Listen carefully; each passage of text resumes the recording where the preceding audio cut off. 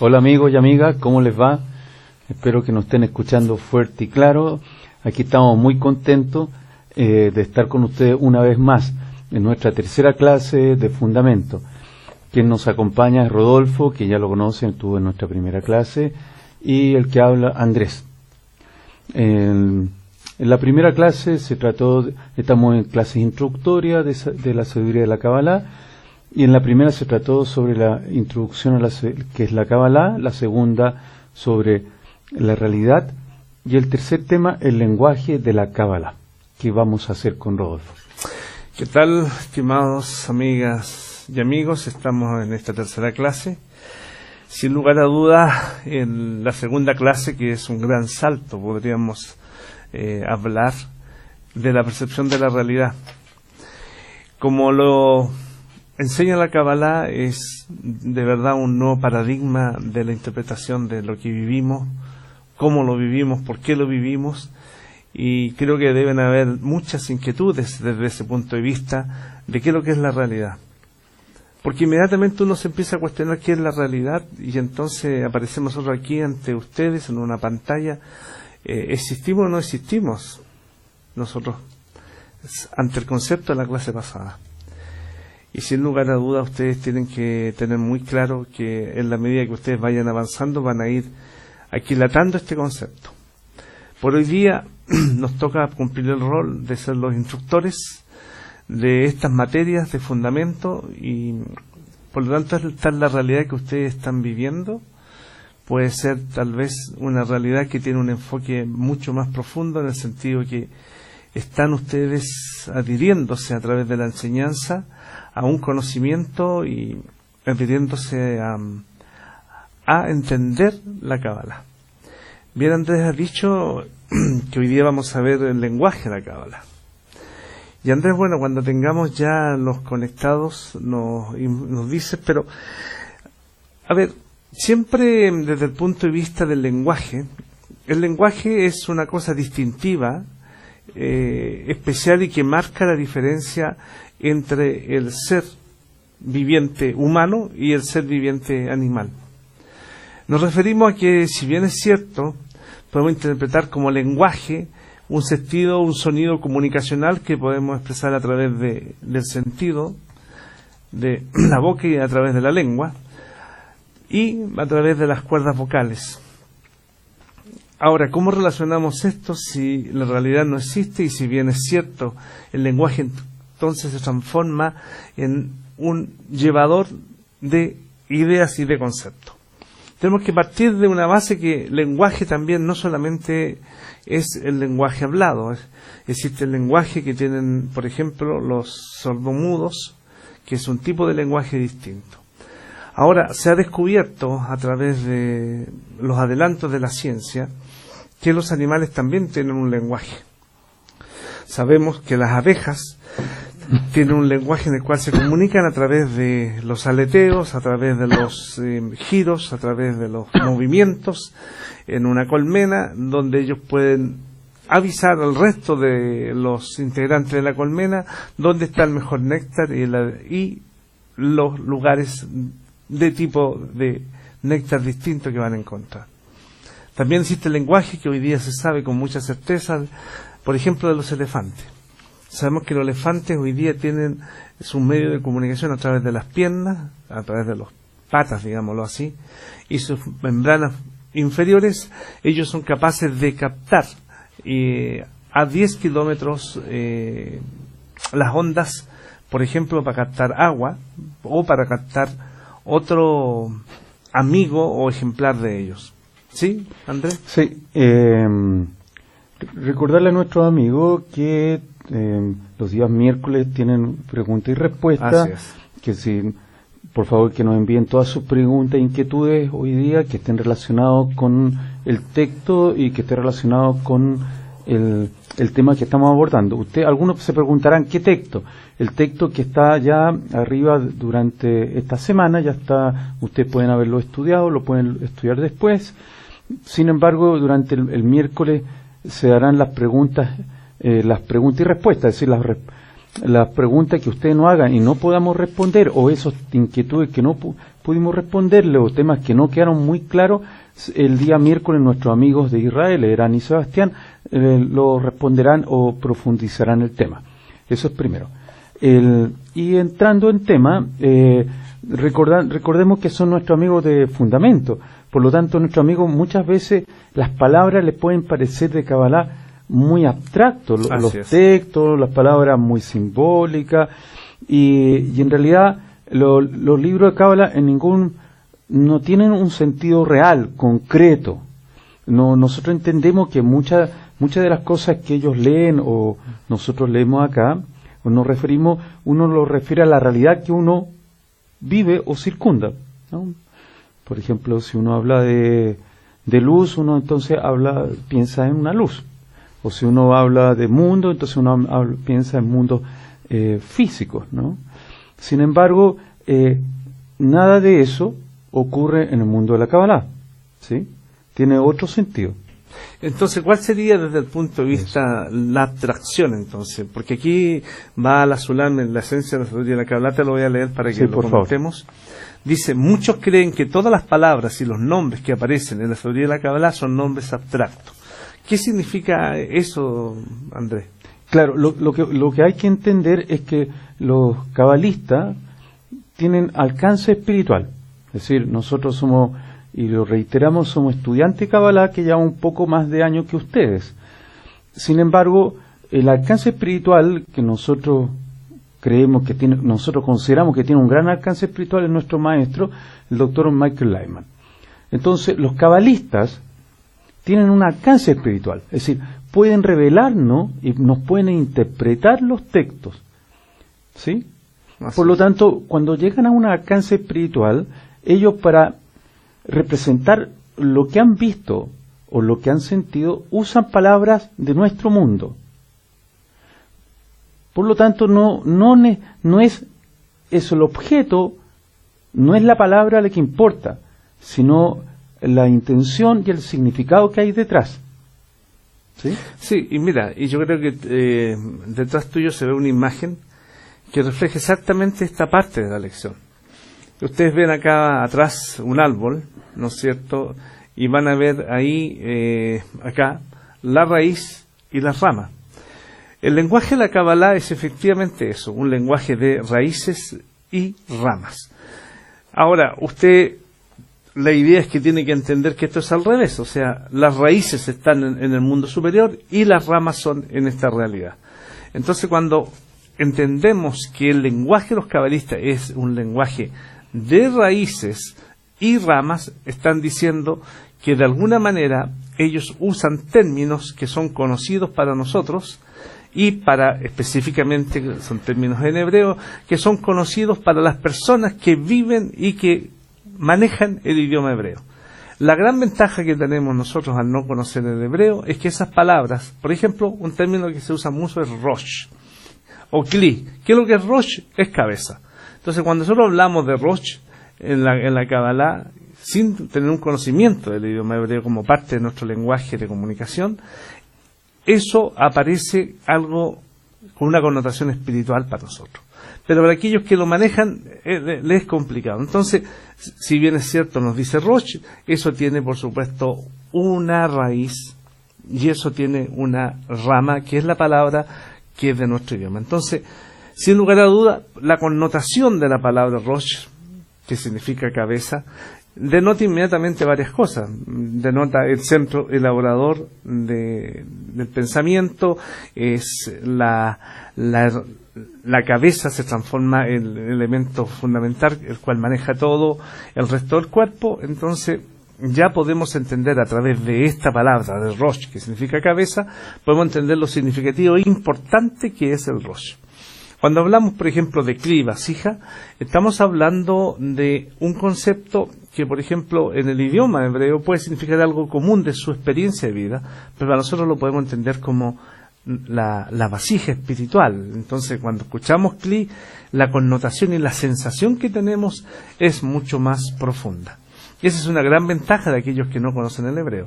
Entonces, la Kabbalah forma su estructura del pensamiento a través del concepto raíz y rama.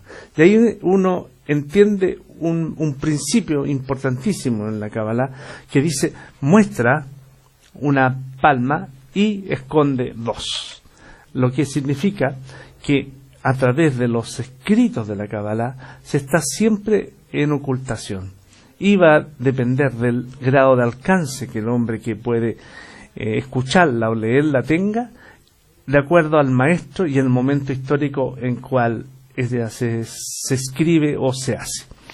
Entonces, Baal HaSulam, que es gran cabalista del siglo XX, de finales del siglo XIX, que nace y vive gran parte del siglo XX, él nos muestra todo su idioma a través de este lenguaje de ramas. Como bien decía Andrés, es el grado de alcance. Nos dice que hay más o menos, tenemos 6.909 lenguas. Y es interesante cómo la lengua nos separa, ¿ya? Yo he estado en conversaciones, por ejemplo, de ruso y no entiendo absolutamente nada.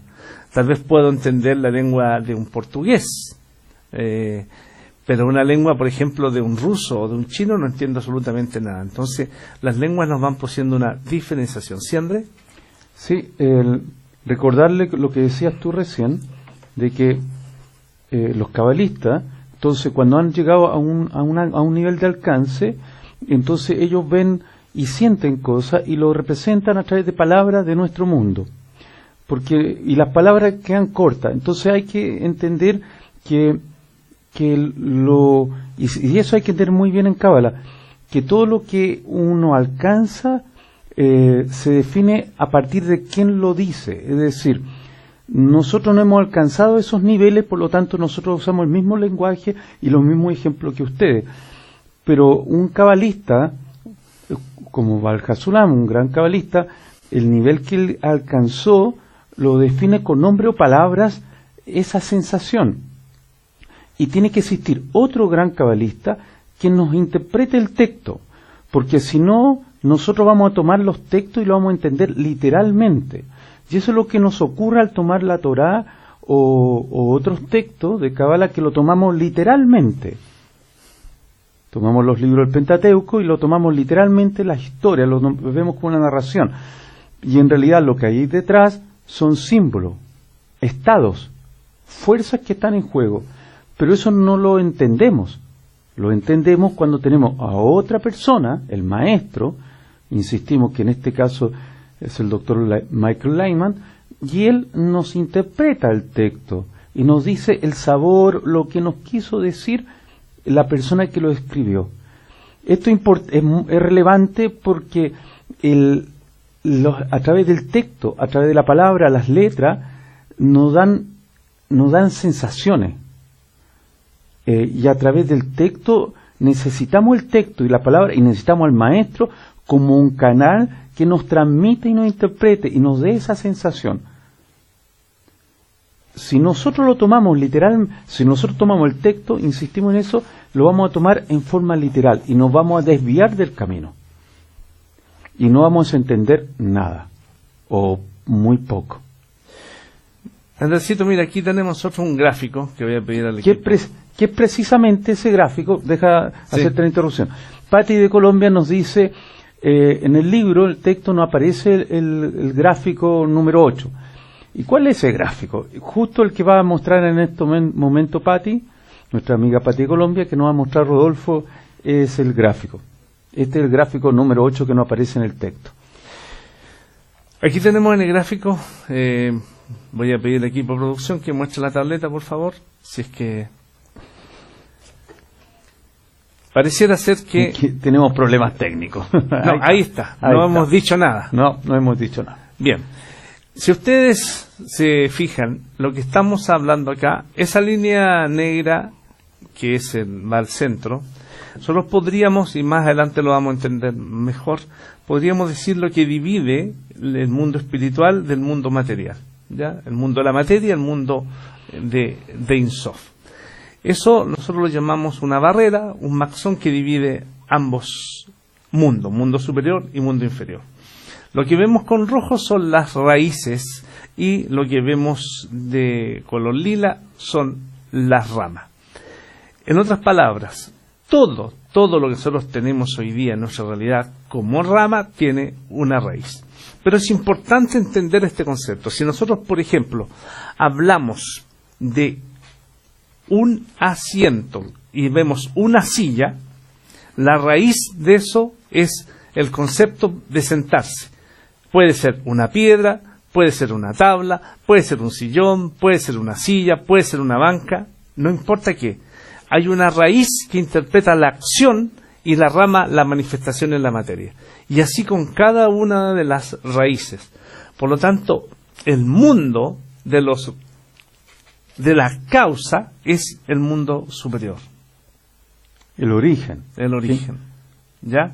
Entonces, cuando hablamos de la causa es la raíz.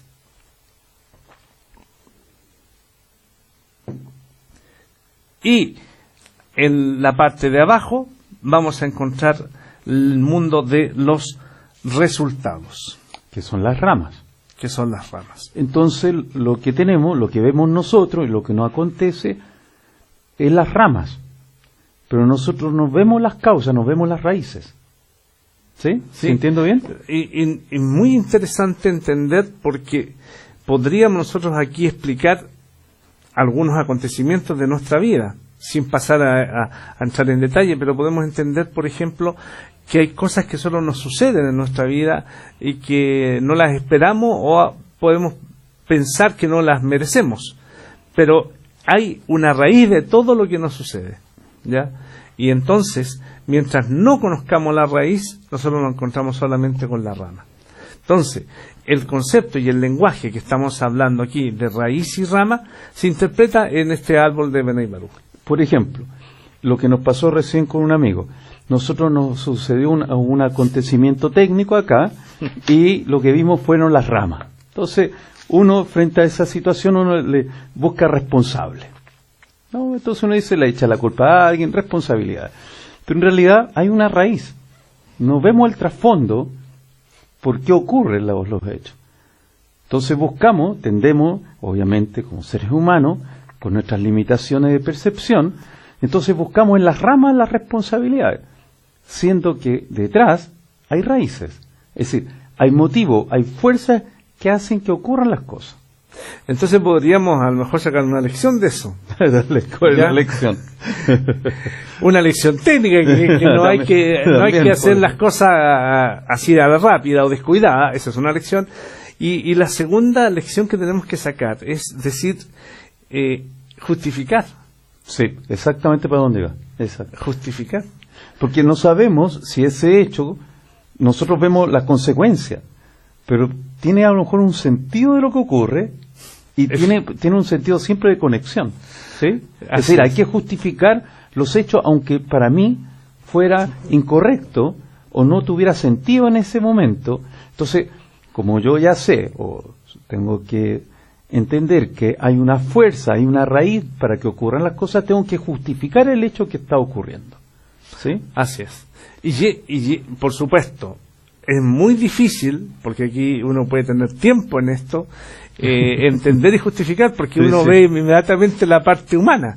Entonces aquí hay que aplicar lo que vimos en la clase pasada, la percepción de la realidad, que es una construcción de uno. Entonces, si todo lo que vemos es una construcción de uno, esa acción, aunque uno se enoje con el amigo o con la persona que nos produjo la situación incómoda, eso también es parte de nuestro proceso. Sí, pero aquí hay que agregar otra cosa. Los cabalistas, los que tuvieron ese alcance, los que tienen ese alcance espiritual, perciben la raíz. Es decir, ellos ven mucho más allá de nuestro alcance de las personas normales como ustedes y nosotros. Entonces, y aquí viene una frase que es un principio, lo voy a leer. Los cabalistas no perciben al Creador mismo tal como es, en su esencia. ¿Qué significa eso? Que los cabalistas y no alcanzan a ver al Creador, su esencia. ¿Qué ven entonces los cabalistas? Ven las raíces, ven la fuerza, la extensión del Creador, las fuerzas que llegan a nosotros, pero no llegan al origen de la raíz, ¿Se da a entender? Sí. Ahora, fíjate, Andrés, que aquí pasa algo muy interesante, porque si un cabalista está en un grado de alcance, él conoce toda la realidad, conoce lo que es el mundo espiritual. Sí. Lo difícil de él es manejarse en esta realidad, porque de alguna manera toda esta realidad no existe. Entonces, esta realidad es mentira. O sea, no existe. No. Entonces, el cabalista Exacto. tiene que atraer del mundo de espiritual, que es verdadero, darlo y transmitirlo a este mundo que es que no existe. Es decir, el cabalista está habitando acá, está viendo la fuerza, las pero raíces. también habita con nosotros. Pero habita entonces en los dos mundos. Efectivamente. Habita en el mundo espiritual, tiene alcance para el mundo espiritual, Sí. y habita acá. Entonces, ¿cómo él va a ser el lenguaje de un cabalista en este tema? Es importante lo que estamos hablando, estimados amigas y amigas, porque ustedes van a comprender a través de lo que vamos estudiando que hay una serie de cosas de repente que están en ocultación. O sea, que uno no las puede hablar porque tampoco las conoce, no porque uno no quiera decirle y uno le oculta a usted, está haciéndolo aquí del villano. No es así. Es que simplemente el vocabulario de los cabalistas es un vocabulario conectado a dos realidades. Entonces tiene que disfrazar la realidad espiritual a la comprensión nuestra. Y me recuerda mucho a un cuadro Rembrandt, oye. Rembrandt tiene un cuadro muy hermoso que es como un boceto en el cual aparece un niño, ¿ya? Y ya aparecen dos adultos y lo toman de la mano y los dos acompañantes se agachan.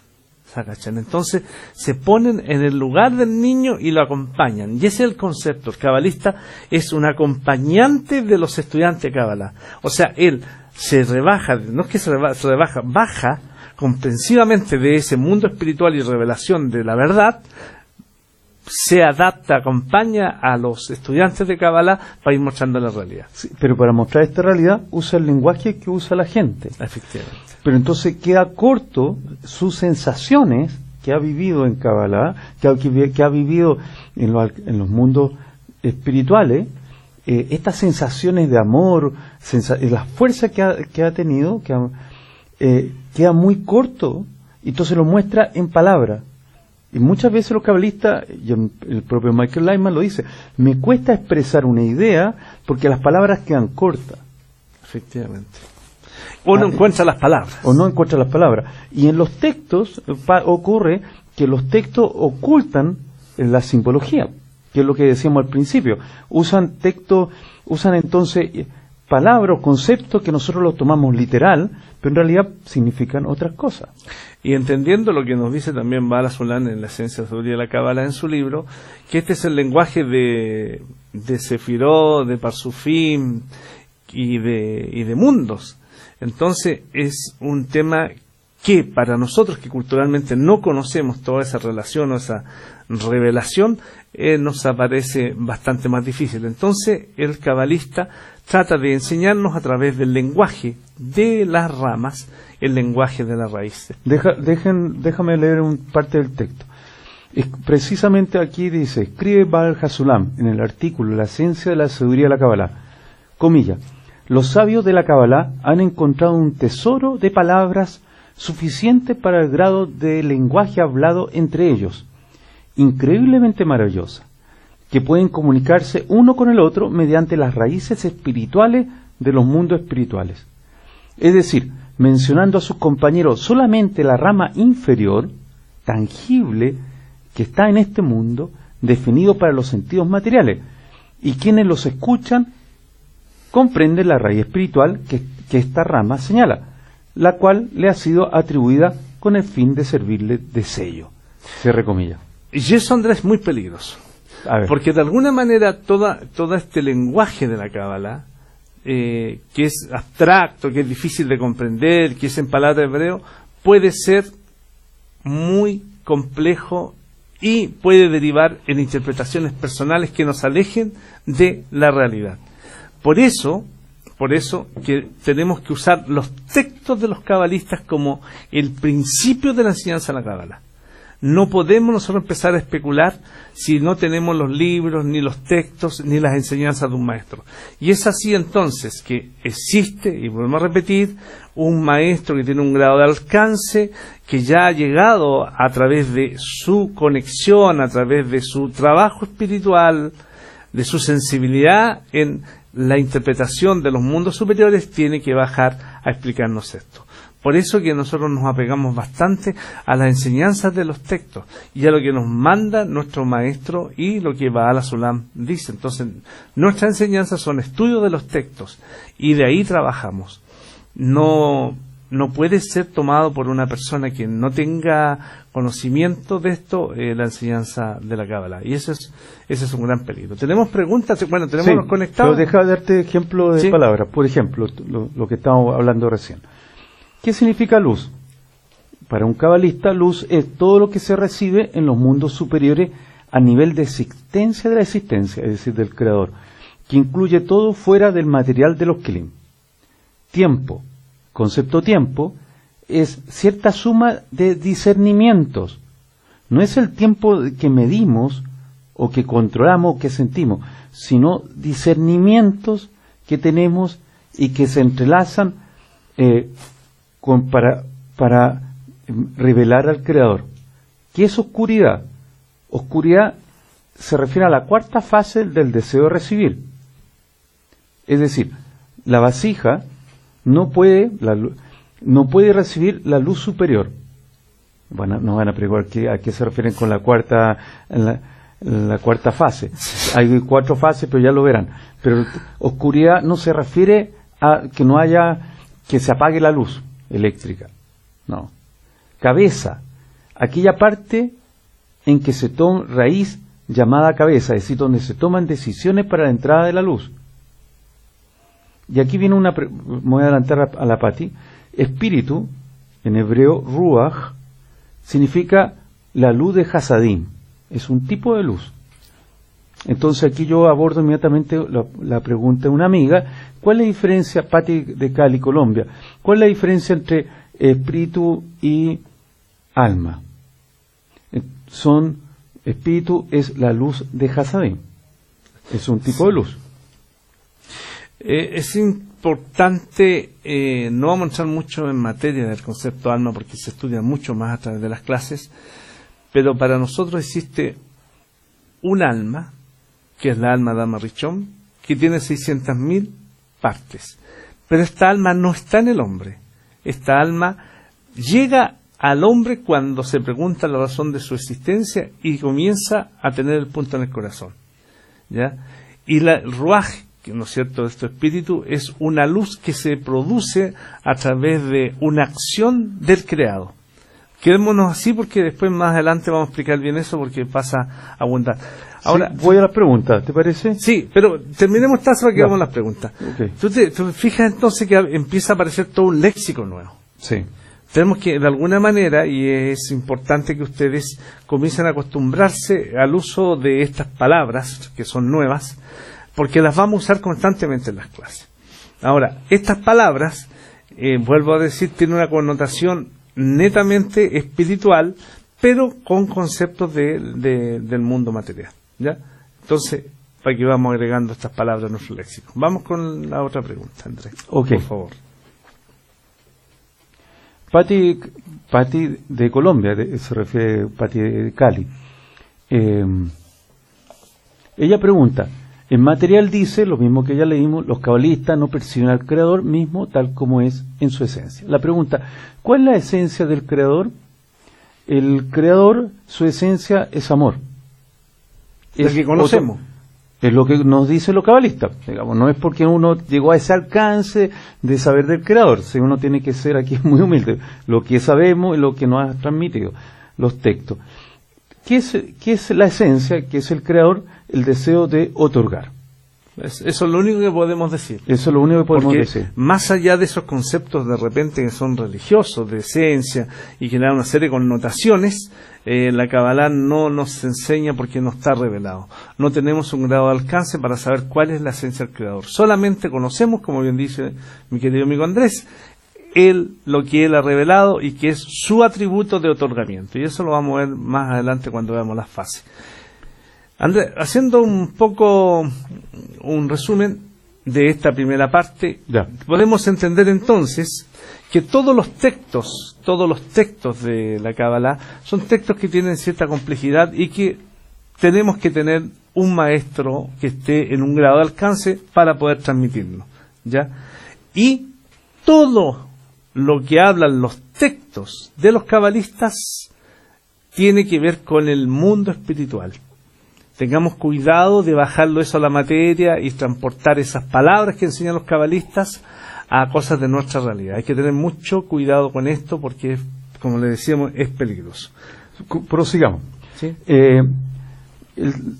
La pregunta que se nos viene ahora, o el tema que se nos viene, es cómo estudiamos entonces la sabiduría de la Cábala correctamente, de forma correcta. Y por más extraño que nos parezca, nosotros hemos dicho desde el principio en estas clases que no es un tema intelectual, no es un tema de conocimiento y no es un tema de conectar correctamente los conceptos e ir construyéndolo acá en la cabeza. El camino correcto, nos enseñan los cabalistas, es el deseo. Es decir, no importa si usted no entiende, no importa si usted qué camino hace para comprender esta sabiduría, porque cada uno tiene camino diferente. Por ejemplo, mi amigo Rodolfo tiene un camino más emocional, yo soy mucho más cabeza. Sin embargo, ¿qué es lo común de ambos? El común denominador es que ambos tenemos un deseo grande de adherirnos al Creador, de buscar a través de la Cábala, a través de esta sabiduría, al Creador. Entonces, no importa si usted entiende mucho o entiende poco, no importa si usted es de una religión o de otra religión. No, lo que nos interesa y lo que le debe interesar a usted es el deseo. Entonces viene una pregunta de María José de España. Voy a aprovechar de conectar con el contenido. María José de España nos pregunta, ¿cómo y cuándo se sabe que estamos evolucionando en nuestra espiritualidad y comenzamos a entender y utilizar el lenguaje raíz? No lo sabemos. Lo que podemos decirte es que tenemos al maestro, al doctor Michael Lyman, para que nos interprete bien los textos. Y segundo, ¿cómo sabes tú o ustedes que van por buen camino? Es cuando tú tienes un gran deseo de superar estos textos o desenmascarar o interpretar esta sabiduría. Y tienes un gran sed, una gran carencia por buscar al Creador. Es ahí donde uno sabe realmente que uno está creciendo espiritualmente. En el fondo estás aumentando el deseo. Esto lo vimos en la clase pasada sobre la realidad. Todo se refiere al deseo. Todo se refiere al deseo. Y nuestra esencia es el deseo de recibir. Si la pregunta anterior, ¿cuál es la esencia del Creador? Su esencia es otorgar. Y otorgar luz, amor. ¿Y cuál es nuestra esencia? Nuestra esencia es recibir. Entonces tenemos que aumentar este deseo por la espiritualidad. Y no importa si usted es muy intelectual, si entiende o no entiende. Y hay que tener cuidado de entender todas estas lecciones como un camino intelectual, como un camino de conocimiento. Rodolfo. Sí, y no es, por lo tanto, como dice Andrés, no es algo que es nuestro. En el sentido de que nosotros tengamos las capacidades o habilidades para entenderlo. Se empieza a ver un desarrollo a través del deseo. Pero esto no es, como decíamos, no es una obra así azarosa, es una acción de acompañamiento permanente. Entonces uno dirá, bueno, ¿eso significa que yo tengo que estar con un maestro permanente? Sí, pero lo que queremos más decir es que existe dentro de la enseñanza de la Cábala que siempre el superior enseña al inferior. Entonces vamos a hacer un gráfico acá que tenemos y le vamos a pedir a que nos muestren en la gracia. Estamos aquí en para que veamos que esto es una acción que es ascendente. Entonces, cuando hablamos de esto, estamos hablando de el superior y abajo está el inferior. ¿Ya? Cada uno va a interpretar los textos que el superior le entregue, le muestre o le transmita de acuerdo al grado de alcance que está. Entonces, volvemos a la tableta para explicar. Si estamos aquí, todo esto es nuestro grado de alcance. Por lo tanto, el superior que está aquí va a transmitir y nosotros, el inferior, va a percibir solo aquello que puede alcanzar y está acondicionado para recibir. Entonces, puede que sea un mismo texto, todo esto sea el mismo texto, no haya diferencia. El superior, que va a ser un maestro, va a ser un instructor, o va a ser finalmente un amigo, el superior va a dar lo que el inferior esté preparado para recibir, de un mismo texto, sin cambiarlo. Entonces, cuando la persona alcanza un grado y vuelve en un segundo grado, acá, ya, el inferior, el superior va a seguir siendo el mismo, el superior va a seguir siendo el mismo, el texto va a ser el mismo, pero el grado de alcance del inferior va a cambiar. Por lo tanto, el primer concepto que tenemos que entender, todos los cambios son en este caso, el inferior, que conocemos también como la vasija. Pero para que esta obra se produzca, enseña la Kabbalah, existe la luz que reforma. ¿Qué es lo que es la luz que reforma? ¿Cómo interviene la luz que reforma? La luz que reforma es una luz que interviene directamente en el inferior, que va a poder tener entonces un grado de alcance para interpretar o entender o comprender lo del superior. ¿Cuándo se gatilla, cuándo baja la luz que reforma? Bueno, hay varias formas que esta luz que reforma se manifiesta. Sí. Partiendo del primer concepto, como este es un trabajo espiritual, la luz que reforma interviene a través del texto, por eso que está el texto acá. Interviene a través del método de la Kabbalah. ¿Qué significa el método de la Kabbalah? Método. Es una acción permanente que debemos hacer para recibir esta luz que reforma. La Kabbalah enseña que todos los mundos están dentro de ti. Por lo tanto, lo que la luz que reforma produce en el inferior es sacar, revelar lo que está en ocultamiento dentro del hombre. Entonces, la luz que reforma Andrés es una luz que viene desde lo alto a través del mérito que hace la persona a través del método. Exacto. ¿Y cuál es el mérito que tenemos que hacer nosotros? Es el deseo de recibir la espiritualidad. Entonces es el esfuerzo que uno hace estudiando los textos. Es lo que decía Rodolfo.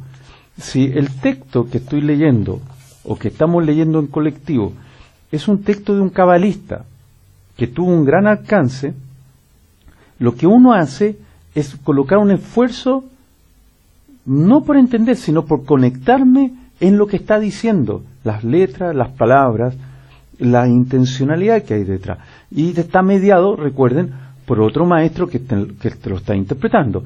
Está el texto, está el maestro que te lo interpreta, que está el doctor Lyman, y estás tú o el grupo. Y entonces lo que hace uno es no perder la intención de lo que estamos haciendo. Y por lo tanto, la luz que reforma, o la luz que nos va a llegar, que es la luz del Creador, nos va a llegar gracias al deseo fuerte que tenemos de recibir por la espiritualidad. No es cuánto yo entendí del texto, no llega la luz que reforma. No es porque usted entendió más o entendió menos, llega más o menos luz, sino llega por el deseo que hay detrás y no por el entendimiento. A eso nos referíamos anteriormente sobre el conocimiento. El conocimiento aquí puede servir o no, si lo que interesa aquí detrás es el deseo que usted tiene por revelar al Creador. ¿Sí? Y eso, Andrés, tiene una implicancia importante, porque es como que todos los libros de Kabbalah, los textos de Kabbalah, están como sellados. Interesante cómo eso sellado, explícanos. Mira, no sé si las personas que tienen un poco más de edad saben. Antes, cuando nosotros recibíamos una carta especial, esa venía con un timbre, con un lacrado que lo hacía, un lacre pegado, que es un sello. Sí. El sello que indicaba que eso venía de una parte especial para alguien especial y determinado para ello. Entonces, cuando hablamos del sello, estamos hablando de algo que sí usted puede abrir porque es para usted. O sea, el sello dice, esta carta, esta nota es para usted, por lo tanto usted puede abrirlo, pero como está sellado, hay que tener un grado de alcance, un grado de alguna manera de conocimiento para poder eso revelarlo. Entonces, siendo los libros y los textos de la Kabbalah sellados, están por abrirse porque son para usted. ¿Ya? Es importante entender ese concepto. ¿Tenemos más preguntas antes de, sí. Vamos de terminar con esta parte? Ok. Deja ver.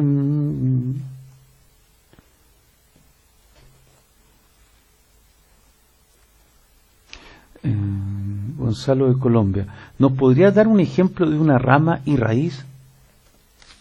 ¿Y las ramas pueden influir en la raíz? ¿Nos podrían dar un ejemplo de rama y raíz? Nosotros un poco ya cuando dimos el sentar, asiento, ¿no es cierto? El asiento es una raíz y las ramas son todas las distintas materias que cumplen esa función, una piedra, etcétera, una banca, un sillón. Es difícil un poco entender esto porque nosotros vamos a hablar siempre en nuestro idioma, que es muy limitado. Si bien existe una raíz, por ejemplo, existe el alma, y la raíz es toda el alma en una sola, y la rama es la chispa de las almas que están en cada uno de nosotros. Esa viene siendo la rama. ¿Qué otra cosa más podríamos explicar para que entienda el amigo? Digamos, tal como es arriba es abajo.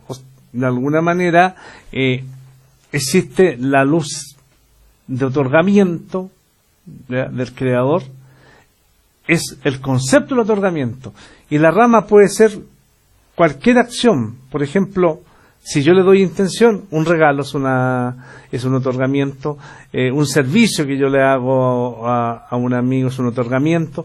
Entonces, en el mundo de las ramas se aplica el concepto de la raíz, que es el otorgamiento. Sí, pero lo que nos interesa más a nosotros es que entiendan que hay dos mundos. Hay un mundo material y un mundo espiritual. Que el mundo material está construido por este deseo de recibir, donde está construido por causa y efecto, es decir, vemos materialidad, luchamos y está nuestro egoísmo desarrollándose. Pero muchas de las cosas que nos suceden, todo lo que nos sucede, mejor dicho, y ese es el ejemplo que queríamos decirle, un ejemplo cotidiano acá. Todas las cosas que les sucede a ustedes y nos sucede a nosotros, hay un mundo espiritual ejerciendo fuerza en este mundo material. Somos como, si me permiten la expresión, somos como títeres, ¿no?, de estas fuerzas espirituales que ejercen sobre nosotros. Y por lo tanto, cada acto que nos ocurre, el que nos acontece, no son gratuitas. Y nos acontece porque hay una fuerza espiritual, una raíz que está acá en el dibujo del árbol, que ejerce presión hacia abajo, hacia arriba y en una rama. Por lo tanto, cada rama, cada hecho que ocurre, hay una raíz espiritual. ¿Y qué nos interesa acá? Que ustedes entiendan que que cada acto que nos ocurra en esta semana, cada acto concreto que nos está ocurriendo esta semana, en el mundo o en nuestras vidas particulares, hay una raíz espiritual. Y por lo tanto, nosotros no estamos todavía capacitados para ver esa raíz espiritual, ciertamente. Pero sí estamos capacitados ya estamos capacitados para entender que hay una fuerza detrás y podemos justificarla. Y es eso lo que queremos nosotros transmitir, es que ustedes desarrollen la capacidad de justificar los actos que le ocurren cotidianamente. Ese es el mensaje. Sigamos otra pregunta. Marisela Sánchez de Monterrey, México. Rodolfo, ¿es importante pronunciar cada palabra en perfecto hebreo? ¿O con la mera intención profunda desde el punto del corazón es suficiente para poder lograr comprender la Kabbalah? La Kabbalah es el método del deseo. Por lo tanto, si usted tiene el deseo y actuamos a través de los sentidos y de las sensaciones, el ideal obviamente es aquel que maneja y sabe hebreo, pero como nos enseña nuestro maestro, no es necesario. No es necesario saber hebreo. Por lo tanto, usted va a ir logrando el grado de alcance de acuerdo a su deseo y a su búsqueda. Por lo tanto, amigos y amigas, sí vamos a aprender algunas palabras en hebreo y que van a ser de uso cotidiano. Pronto van a empezar a aparecer conceptos y no importa que no se lo aprenda de memoria, pero cotidianamente en estas 10 lecciones y después en nivel intermedio van a aparecer otros conceptos en hebreo y esas palabras van a empezar a quedarse.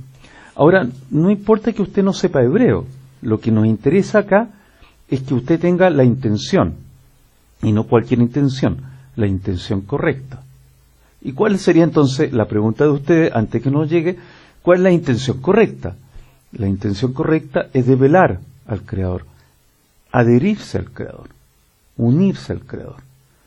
Entonces, y eso es complejo de desarrollar y construirlo. Por eso hablamos que, nos dice la Kabbalah, que lo que tenemos que desarrollar es el deseo.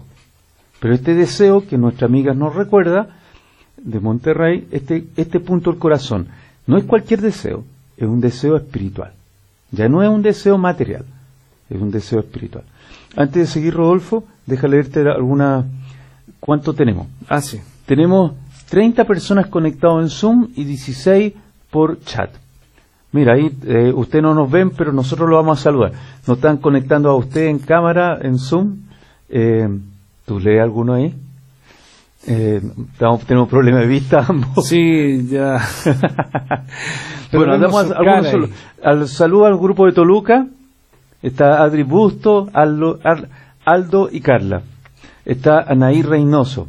Está nuestro querido grupo de Guadalajara que están allá. Cariño al grupo de Guadalajara que nos está viendo, que nos están saludando. Al grupo de Toluca, Isabel Verónica Botello, Jorge Alemán, está José Pinto de Venezuela. Está también nuestro amigo Marcos Palma de Ciudad de México, María Elena de Ciudad de México. Gracias por conectarnos de nuevo, amigo. Está de Quito, Ecuador, Verónica y Dulce. Y nuestra querida amiga de España, que destacamos nuestra amiga de España porque hay una gran diferencia horaria, por eso lo decimos. Y de chat tenemos a los amigos de Venezuela, Saray, Amanda y Ducla, en Colombia, Patti, Sandra Vázquez y Gonzalo.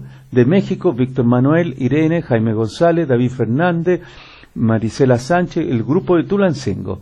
Nuestro querido grupo de Tulancingo, que es Jessica, Yanni y José Luis. De España, María José, un gran cariño a ti, María José. Y de Chile, Roberto, que no está viendo, no sabemos si es Santiago o Quinta Región.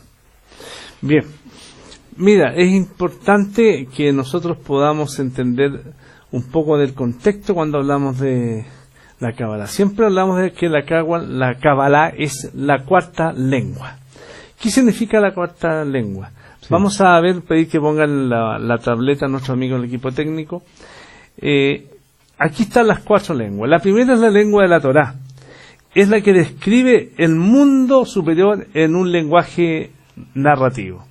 Y ustedes a lo mejor ahí van a entender las historias cuando habla de José, de Abraham, de los distintos hombres, de las tribus de Israel, etcétera. Entonces es un lenguaje narrativo y muy sencillo y simple que uno puede entender solo superficialmente. La segunda lengua es la de la halajá. Pero también, espérate, pero detrás de esa... Por eso estamos hablando. Es solamente superfluo, no hay profundidad, porque eso es un lenguaje que está solamente para la vista narrativa, pero está escondida la Cábala. Está porque escondido todo eso. El conocimiento de la Cábala está escondido bajo eso. Es Entonces, decir, en la Torá hay simbología y nosotros lo tomamos, como dices tú, como algo un sencillo, una historia, que aparece una ballena, que hay una persona que habita en la ballena y lo vemos como eso, nada más. Como una historia. Pero eso es un lenguaje que es el primer nivel. Después existe, como volvemos, la halajá. La halajá es el lenguaje que está escrito desde el punto de vista histórico y que tiene una recopilación de algunas leyes judías. Pero la halajá es, por lo tanto, un concepto que tiene que ver con la Mishnah y el Talmud. Y ahí ustedes van a entender entonces que existen algunos libros y textos que interpretan la Torá a través de las leyes del pueblo judío. Entonces la halajá pasa a ser lo que es la Mishnah y el Talmud. Y del Talmud, por ejemplo, podemos hablar que existe el Talmud desde antes de la Torá, ¿no? El Talmud babilónico. Tenemos la Agadá, y la Agadá es el lenguaje de leyenda. Es un lenguaje muy profundo y difícil de entender. Son los cuentos de la Torá. Y finalmente el cuarto nivel y el más profundo es un lenguaje preciso y práctico, pero en ocultación. Entonces lo que nosotros vamos a estudiar con ustedes es este cuarto lenguaje que es la Cábala. Sí, ¿cuál es el peligro acá nuestro? Es materializar las palabras, es decir, entender los conceptos tal como viene y materializarlo en elementos concretos de nuestra vida, y eso no es así. Es decir, debemos tener cuidado, insistimos en eso, porque estamos en nuestra tercera clase y ustedes pueden van a escuchar conceptos y van a leer conceptos que los van a materializar, entonces hay que tener mucho cuidado en eso. Por eso nosotros hemos dado énfasis en este lenguaje, el lenguaje de Cábala, de raíz y rama, y también hemos dado importancia al maestro, al doctor Michael Lyman, quien nos interpreta el texto, que nos guía por dónde va la correcta interpretación. Y no cualquiera puede interpretar los textos. En eso hay que tener mucho cuidado siempre. Sí. Porque como dicen los italianos, traductores traidores, es decir, si te traducen mal el texto, tú vas a interpretar mal la sabiduría y te puede llevar a cualquier lado. Bien, vamos entonces... ¿Hay más preguntas? ¿Tenemos una pregunta más antes de pasar a la tercera parte de nuestra clase? Sí, nuestra amiga Patti de Colombia, ahora sí podemos colocar la pregunta de Patti. Patti de Cali, Colombia, porque viene relacionado con lo que tú hablaste recién.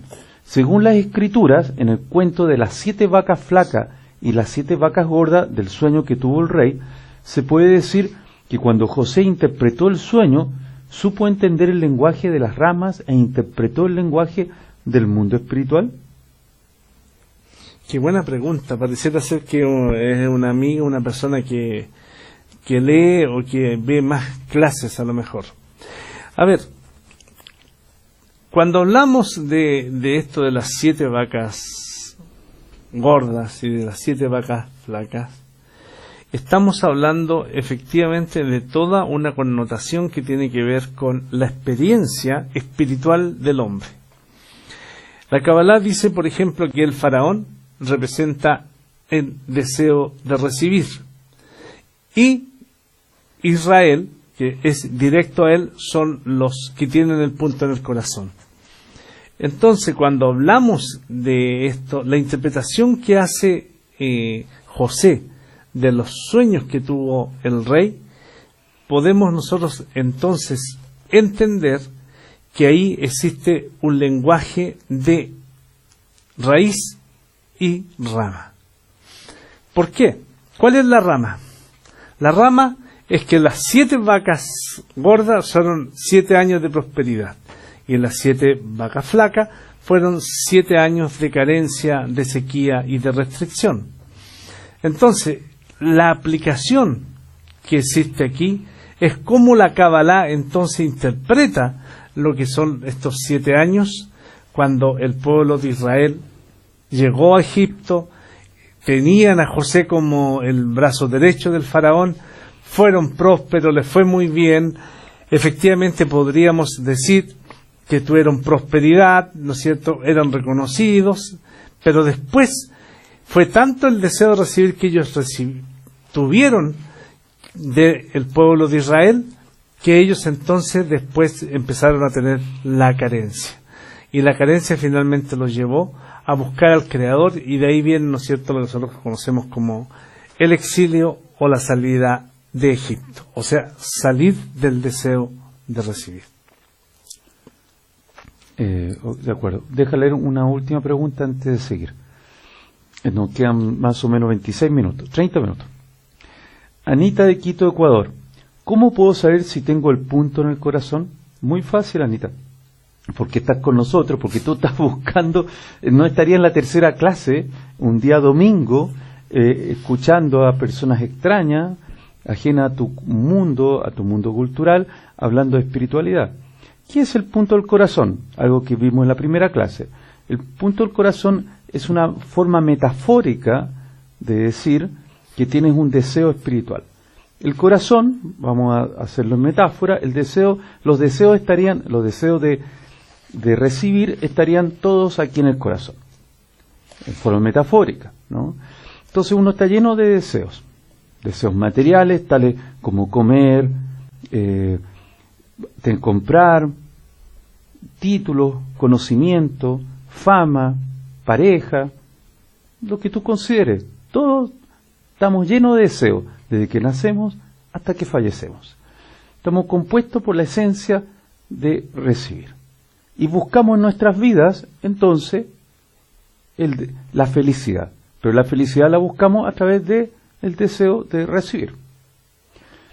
Pero en algún momento de nuestras vidas tenemos un vacío, o nos aparecen preguntas que no nos dejan muy tranquilos, que es, ¿cuál es el sentido de la vida? ¿Para qué sufrir? Si nacemos y morimos, ¿cuál fue el sentido de esto, digamos? Y entonces uno empieza a través de eso, o de hechos duros de nuestras vidas, de pérdidas, o otros acontecimientos de nuestras vidas, aparece entonces una búsqueda espiritual. Esta búsqueda espiritual es un deseo distinto de los otros deseos materiales. Ese deseo ese deseo espiritual es lo que se denomina el punto del corazón. Es como una germinación de algo que puede ser, ¿no? Si no se alimenta, puede morir ese deseo. Si tú no alimentas este deseo por la espiritualidad, fallece. Por lo tanto, es importante, desde ese punto de vista, aumentar ese pequeño germen o ese pequeño punto que está surgiendo en nuestros corazones y hacerlo más grande. ese punto del corazón. Entonces tu pregunta es, ¿cómo saber si tiene el punto del corazón? Yo creo que tú ya tienes la respuesta, querida amiga Anita, en el sentido de si tú estás haciendo varias búsquedas espirituales, varios recorridos, y si te da satisfacción estos caminos, o este camino en particular, es que el camino, este camino espiritual de la Kabbalah, lo vas a ir completando con las clases. Y después vas a querer estar en intermedio, y después vas a querer estar con nosotros en el grupo joven, y después vas a querer estar en un grupo físico, y después vas a querer más, y vas a querer siempre tener más, y vas a querer estar en el congreso con nosotros en América Latina, que se va a desarrollar en estos 4, aprovechame pasar. Ahí nos vamos a avisar, después vamos a invitar. Y entonces vas a querer cada vez más. Entonces, cada vez tu punto, entonces lo que empezó como una pequeña deseo espiritual va a ir creciendo. Entonces, yo creo que sí tiene el punto corazón, no solamente tú, sino todos nuestros amigos y amigas que nos ven por Zoom o por chat, porque existe una inquietud espiritual, una inquietud que va más allá de lo material. Si no, no estarían aquí conectados con nosotros un día domingo. Ya, Rodolfo. Bien, vamos entonces a pasar a la tercera parte de esta clase y voy a pedir entonces a... Eso. Es una flecha con una raya. La flecha indica el sentido del tiempo. La parte donde está la flecha es el tiempo actual y donde comienza es hacia atrás en la historia. A través de este gráfico vamos a ir viendo cómo de alguna manera la Kabbalah se fue revelando y esta revelación cada vez tuvo más grado de alcance en el que la lee o el que se conecta con ella. El primer cabalista que escribe sobre lo que percibe y cuya obra se llama El Ángel Raziel es Adam.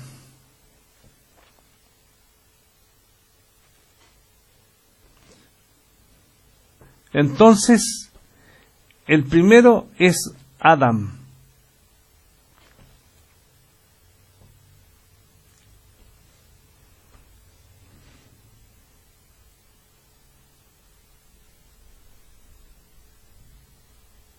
Adam escribió el libro hace 5.777 años y fue cuando él se preguntó la razón de su existencia. Entonces, este libro se llama El Ángel Raziel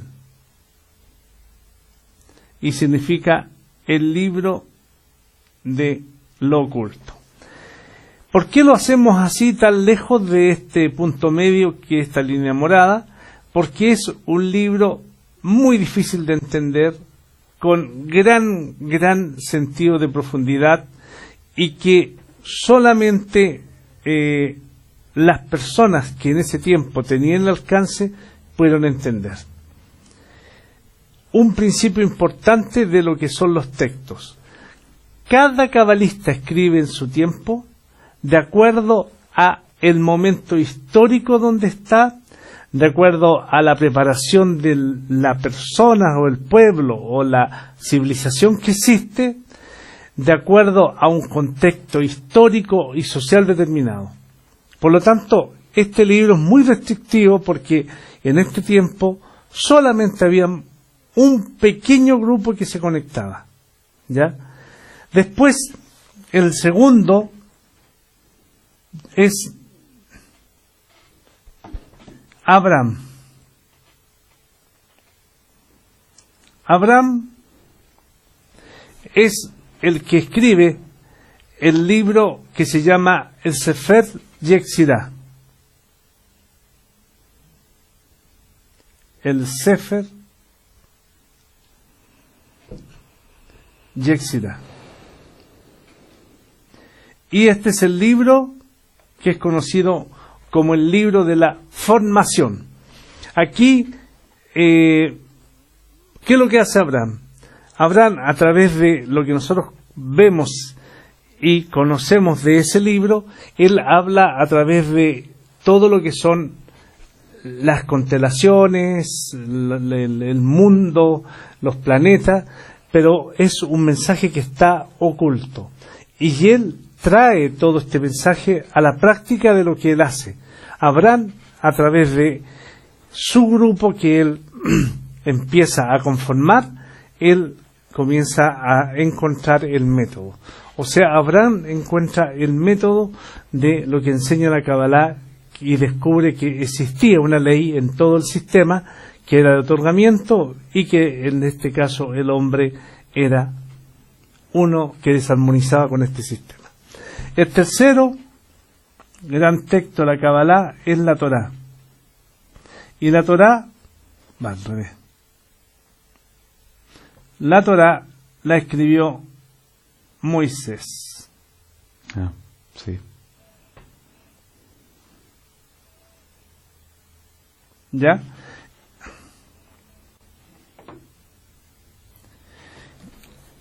Ya decíamos lo que era la Torá. La Torá, ¿no es cierto?, era una narrativa, ¿no es cierto?, que relata todo el proceso de el hombre en esta realidad perceptiva. Pero a la vez también está allí escondida la Kabbalah y revela todo el desarrollo del deseo recibir.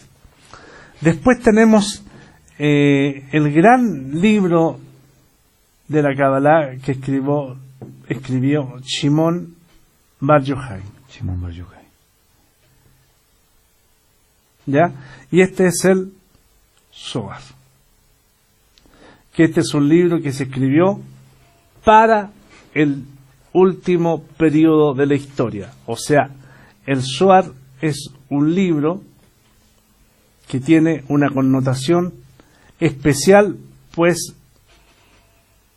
se escribió para este tiempo. ¿Ya?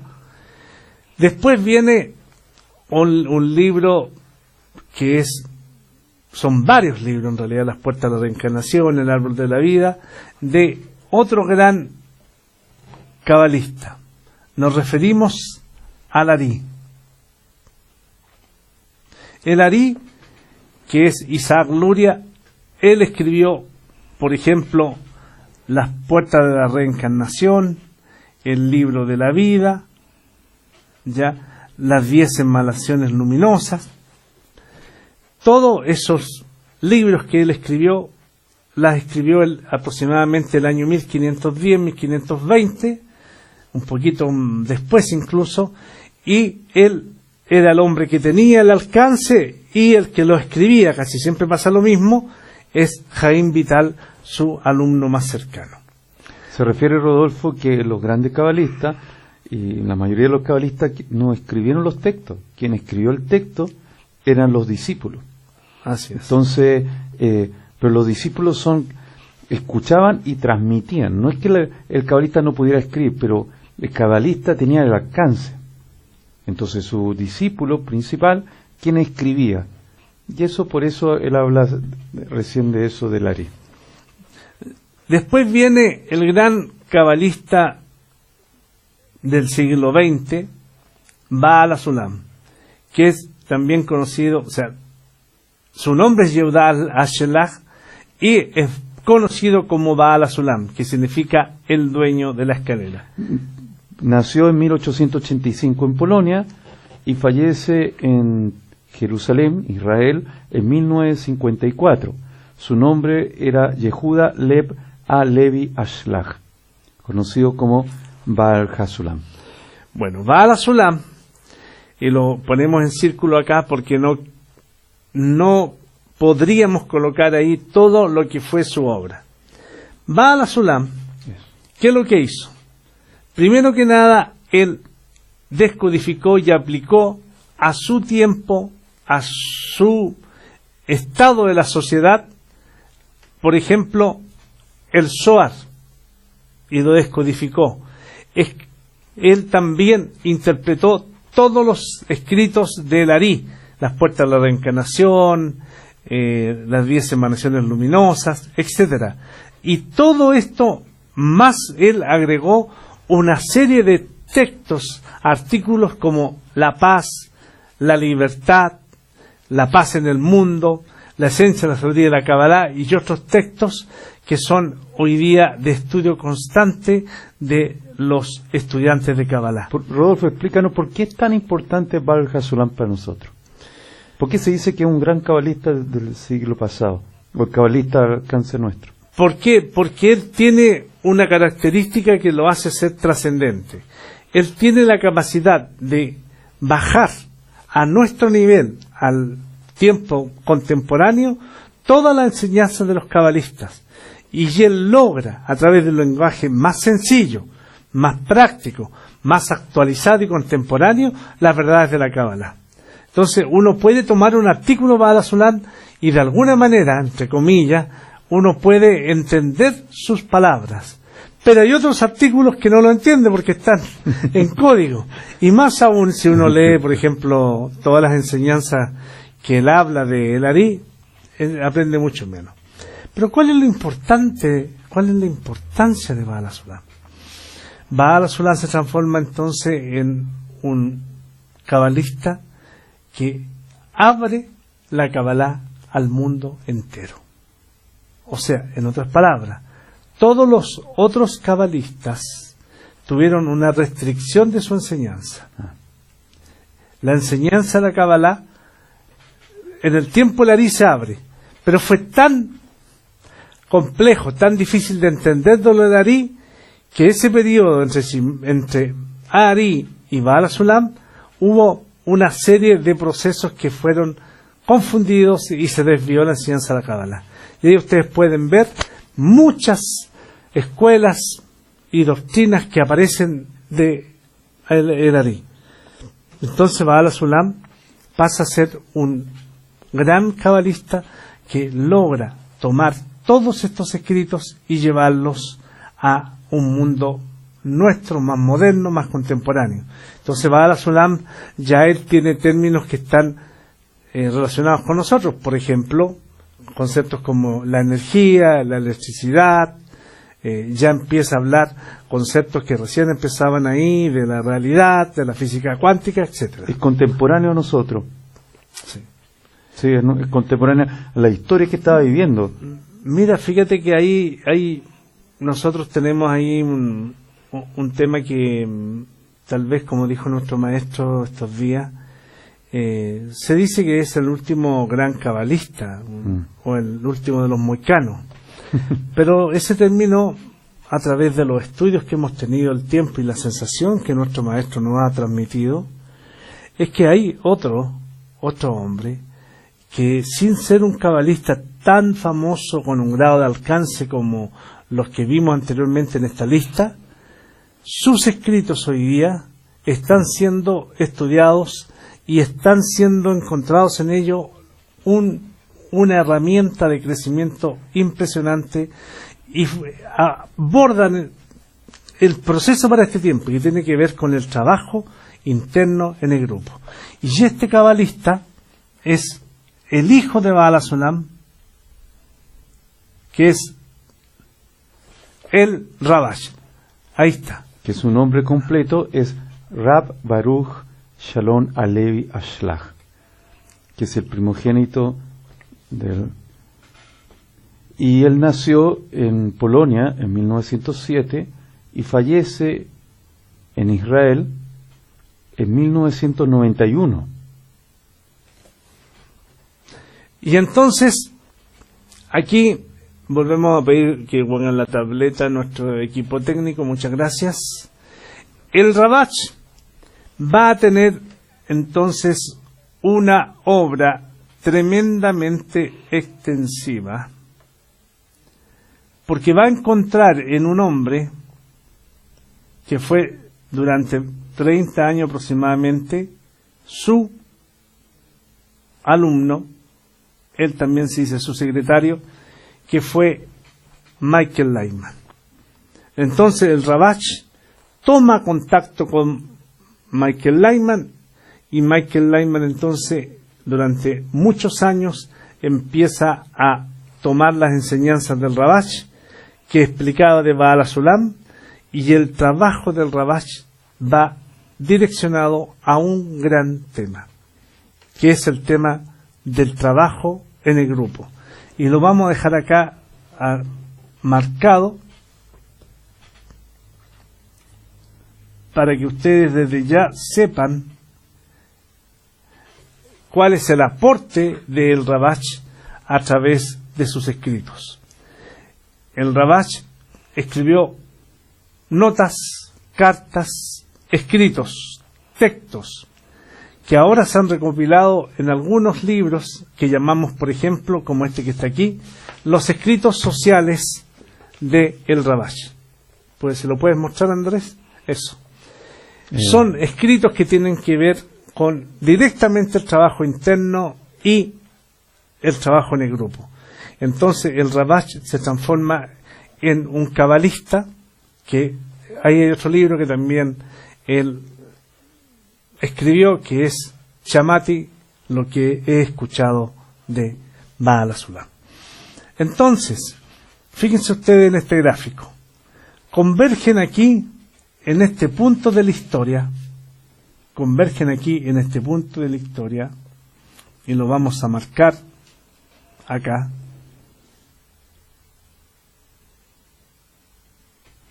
Un proceso muy, muy importante y trascendente. Tenemos todos los escritos de los cabalistas que existen hoy día. Tenemos el libro del Zohar, que es para este tiempo. Tenemos los escritos del Ari, y tenemos a Baal HaSulam, que toma todo esto y lo baja a nuestro nivel. Además de eso, aparece el Ravach, el último de los mohicanos, como dice nuestro maestro Michael Lehman, y a Michael Lehman, quien abre la Kabbalah al mundo entero y crea el Instituto de Investigaciones de Bnei Baruch. Donde está esta flecha aquí en esta gráfica es donde estamos hoy nosotros.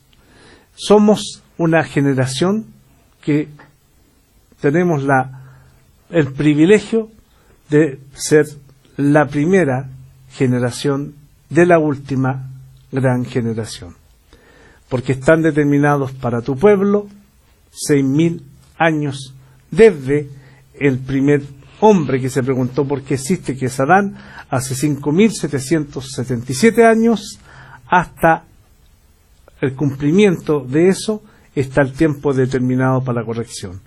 No significa necesariamente que se van a cumplir los 6.000, porque puede que en la última vigilia, que son los últimos 250 años, el proceso de corrección se apure y los tiempos pueden ser acortados. Entonces, somos parte de tener todos los textos de los cabalistas, todas las interpretaciones, y tenemos al Ravach con los escritos para nosotros, para nuestro trabajo interno, y a un gran maestro como es Michael Lehman, que todos los días durante 3 horas enseña a todo el mundo, a un grupo muy grande de seguidores del método de Baal HaSulam de Bnei Baruch. Antes de entrar, quiero darle una imagen que nosotros sabemos. Recuerden que Baal HaSulam y Ravach no eran personas de recursos económicos, no eran personas al contrario, eran personas que vivían con lo justo y necesario. Y ellos tenían sus pequeños grupos, y ellos para escribían en la noche, escribían con velas, y escribían con las máquinas imprenta, ¿no?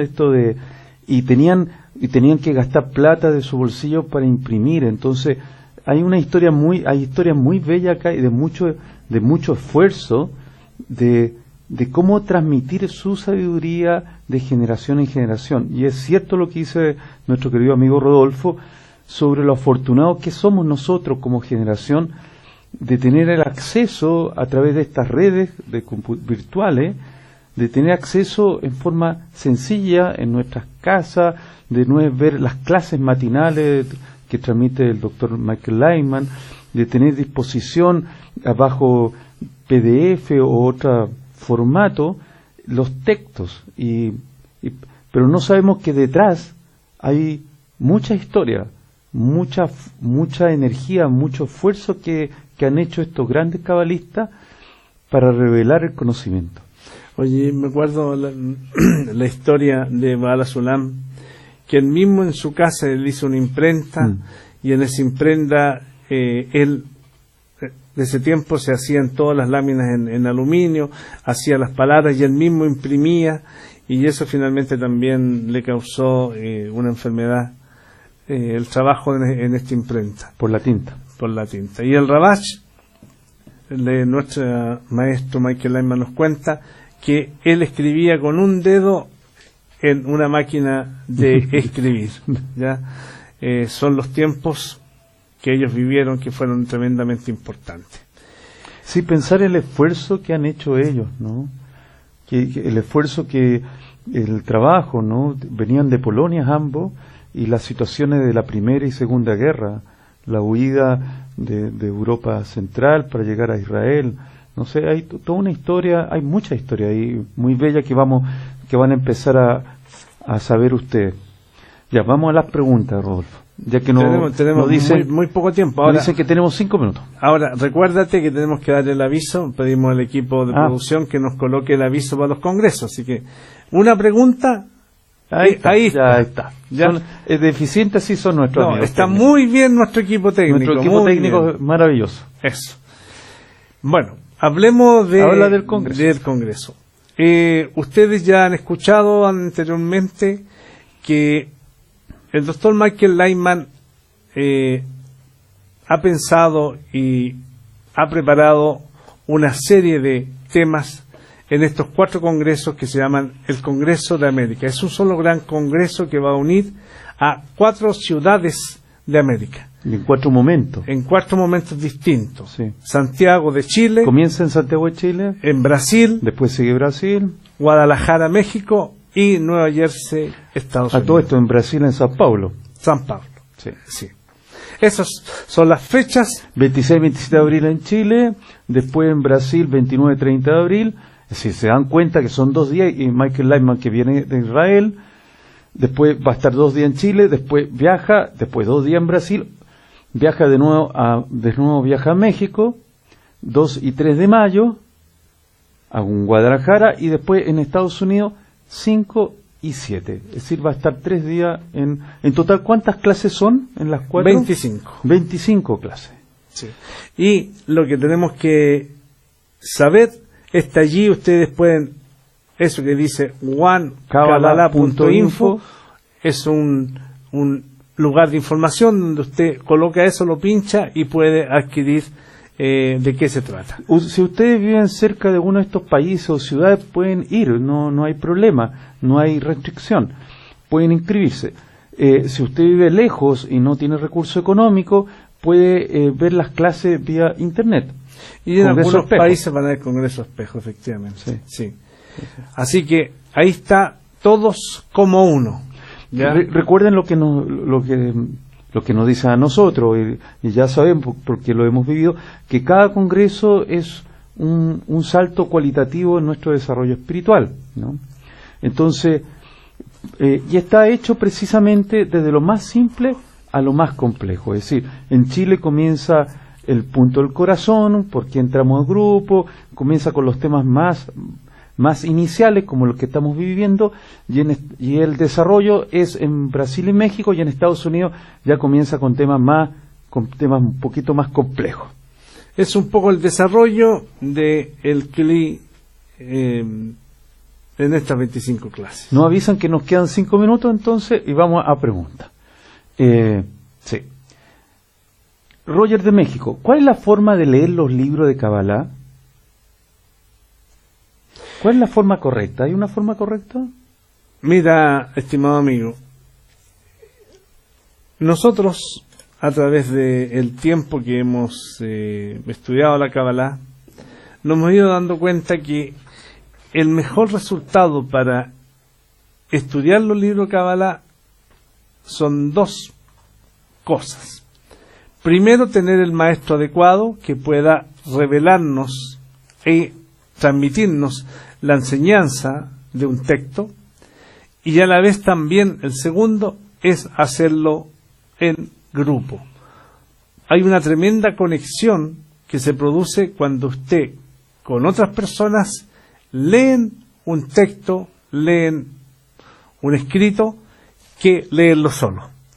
No estamos diciendo que no lo lea, lo puede leer, pero si usted quiere tener la conexión y con eso la luz que reforma intervenga, es primero con un maestro adecuado y en un grupo que lo lean juntos. Marisela de Monterrey, México, nos pregunta sobre el libre albedrío. Amiga, lección. Exactamente, no te podemos responder porque en realidad el libre albedrío corresponde a la quinta lección y recién estamos en la tercera. Así que te pedimos disculpas del caso, pero si no podemos adelantar contenido. Así que en la quinta lección va a aparecer el tema, vamos a desarrollar extensamente el tema del libre albedrío. Andrés, estamos ya a la hora, nos quedan un par de minutos. Espérate, hagamos la última pregunta. La última pregunta y después leemos, por favor. Sí, dos preguntas. Carolina de Chile, ¿es requisito estudiar las 3 lenguas anteriores para poder entender la Kabbalah? Carolina, no es necesario estudiar las 3 lenguas anteriores. Jorge Alemán de Perú, sin la luz que reforma, ¿podríamos entender la Kabbalah? Es decir, es por eso que estudiamos la Kabbalah y es por eso que estudiamos en grupo o en virtual. Es para bajar la luz que reforma. Sí, por lo tanto, la respuesta sería no. 22 personas conectadas al chat, al aula, finalizar la lección, nos dicen. Leer rápidamente. De Venezuela, Saray, Amada y Douglas. Gran cariño a los amigos de Venezuela. De Colombia, Patti, Sandra Vázquez, Gonzalo y Gloria. De México, Rodolfo está saludando a la gente de Zoom. De México, Víctor Manuel, Irene, Jaime González, David Fernández, Marisela Sánchez y el querido grupo de Tulancingo y de Guadalajara. Nuestro amigo de España, un gran saludo a usted, amigo de España, porque sabemos que hay una gran diferencia horaria. María José y Luz Elena. De Chile, Roberto Snitzes. De Argentina, nuestra amiga Nancy, de la Patagonia, de Argentina, saludos. De República Dominicana, Gira. De Brasil, Luis Piñeiro. Espero haberlo pronunciado bien, Luis, de San Paulo. Y nuestro amigo del Zoom, que tú ya puedes ver, ahí, Rodolfo, está Ángelo de Antofagasta, Anaí Reynoso de Toluca, Aldo y Carla de México, Alberto y Adri Busto de Toluca también, Carolina de Chile, Dorly Rodríguez de Cali, Erika Espinosa de Toluca, bueno, y tenemos 32 conexiones por Zoom. Saludamos con mucho cariño a ustedes, de la gente de Zoom. Sí. Ya nos llegó la hora de terminar. Queremos, antes de terminar, dar los agradecimientos que corresponden al esfuerzo que desarrolló nuestro amigo técnico, nuestro amigo Rafael. Carlos y Antonio está ahí, nuestro nuevo jefe de técnico que... Coordinador. Bien, gracias se por la palabra. Sí, si no, se va a molestar porque después nos va a retar. Y nuestra amiga, nuestra querida amiga moderadora que estuvo, me equivoco, Montserrat. Y sí, nuestra amiga Ángel, si no me equivoco, me van a retar porque no me sé Bueno, siempre son ellas. Así sí, que igual, muchas gracias. Que tengan una muy buena semana.